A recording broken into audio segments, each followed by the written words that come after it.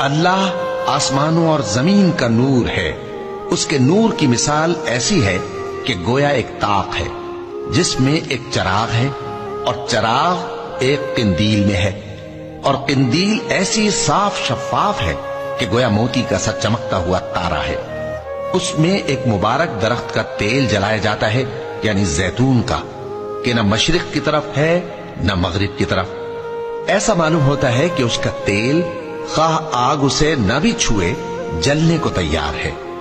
بڑی روشنی پر روشنی ہو رہی ہے. اللہ اپنے نور سے جس کو چاہتا ہے سیدھی راہ دکھاتا ہے، اور اللہ جو مثالیں بیان فرماتا ہے تو لوگوں کے سمجھانے کے لیے، اور اللہ ہر چیز سے واقف ہے.